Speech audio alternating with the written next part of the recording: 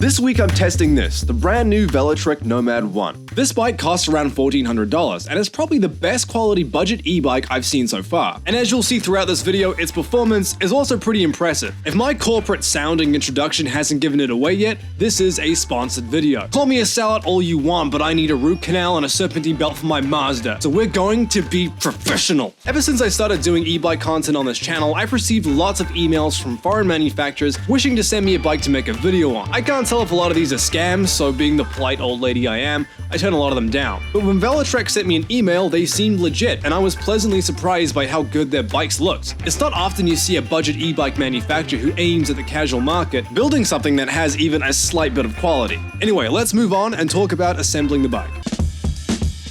There was some light assembly required for the Nomad. Now normally I just do this myself, which usually entails losing most of the hardware in 5 seconds, and then stripping the hell out of whatever didn't get lost. However, Velotric did mention that one of their target customers is young women, so I dragged one out from under my bed and asked her to build it with me. You gonna wear the glasses and the jacket the whole time? Yeah. Oh no. So go ahead, get it out, and install it. What does that even mean? Install what? It's already We're supposed to work as a team. Despite our horrific teamwork, we got the bike together and working in less than 35 minutes or so. The only things you have to install on this are the front wheel, handlebar, display, headlight fenders, and reflectors. While that sounds like a mouthful, it's really not much to do. And all the tools and accessories came in a neat little kit with instructions that were very straightforward and easy to understand. Even my girlfriend could have built this bike on her own, and believe me, that's saying something. Specs are never the most exciting part of the video, so I'm just going to run through this real quick so you get a good idea of what you're getting here. The battery is a 48 volt, 692 watt unit, and it's also UL 2271 certified, which means something. The Nomad is driven by a 48 volt, 750 watt hub motor that produces around 55 foot-pounds of torque. You also get 5 pedal assist modes, and this paired with the 8-speed cassette makes this bike great at conquering steep inclines. You'll get around 55 miles of range with the pedal assist and around 50 on the throttle. Some other features include front suspension and hydraulic brakes, which is a fantastic touch. Another great feature that this bike comes with is the puncture-resistant liner inside of the fat tires, which is a godsend in Southern California, trust me. And finally, the display is a nice quality and very easy to use. Okay, there you go, moving on. The first thing that stood out to me when I put this bike all together was how tall it is. It is a pretty big, quite rugged looking bike, especially in this gray. I am about 5'10", 5'11", maybe even 6'2" if I'm on Tinder. So this bike is a perfect size for me. But if you are a bit smaller, I would suggest getting the step-through frame that Velotric also offers with this bike. Another thing that really stood out to me with this bike is the quality of parts Velotric decided to put on this. Now, I'm not quiet about criticizing some of the cheaper e-bikes. I've got one at home that's about $750 new, and it feels like it was made out of scrap metal from a washing machine factory. Also, another great feature about this bike is its front suspension. Now, this isn't going to crush any trails like a mountain bike would or anything, but it is there, and again, it is not made out of something completely trash. Other small details like this little V back here and the fact that the battery actually integrates itself into the frame are just nice quality touches that I'm really glad Velotric paid attention to. You also get hydraulic disc brakes front and back, and they are really good. We're going to see when I take it up onto one of these hills here shortly, but they are very, very impressive. And finally, you have gears, something that my $3,750 Super 73 RX didn't come with. All right, let's hop on it and take it for a ride. Okay, well, first off, let's see how this bike will ride with no pedal assist at all. Now, thanks to the fact that it does have gears, if you do run out of power, it is possible to ride it like a normal bike and get yourself home. Yeah, it's actually not bad at all. That is also because this is quite a light bike as far as e-bikes go. This weighs about 77 pounds. My Super 73 RX, for example, weighs about 85.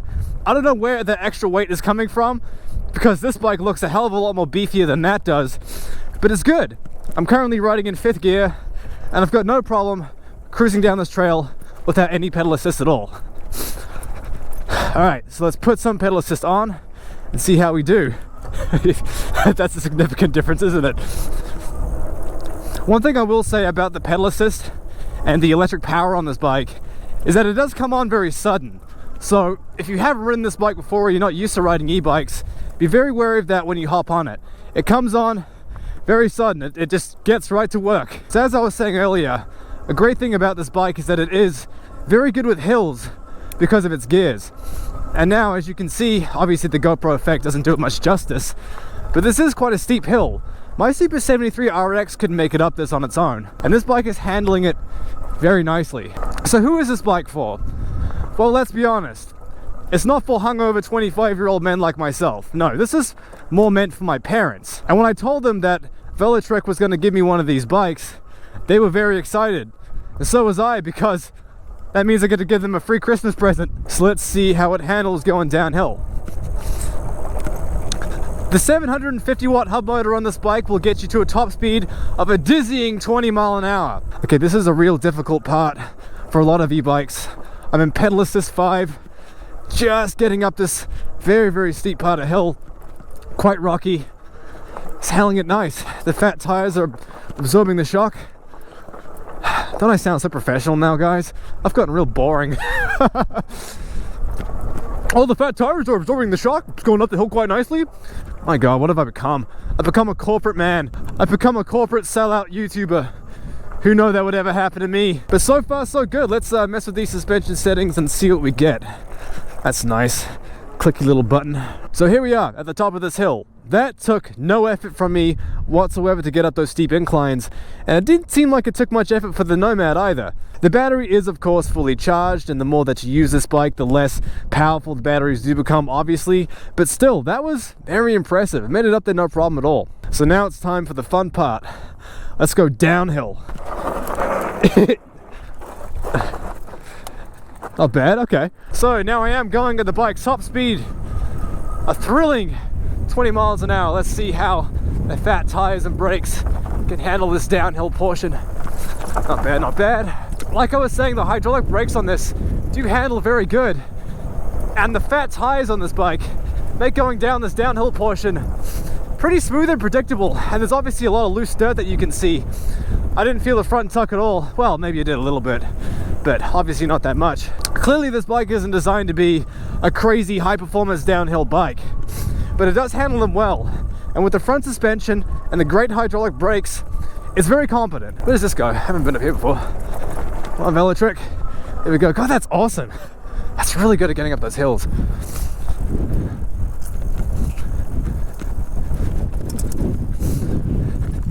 Oh, going off the end of the earth here.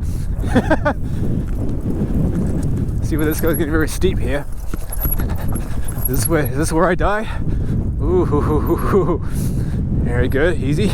Oh, the seats come loose. That's not good. I guess I must have clenched my ass real hard during that little descent. Look at that. You collected your first thorn bush. I'm happy to see that. You know, even if you aren't an old person with arthritis in the knees and in the hips, you can still definitely have a lot of fun on this. Oh, okay, take it easy, take it easy. Obviously, getting a little scared now. Oh, big turn. Is that a jump someone made? Is that what you call a jump? I don't know what that is exactly. Yeah, it is. You can see little tire marks.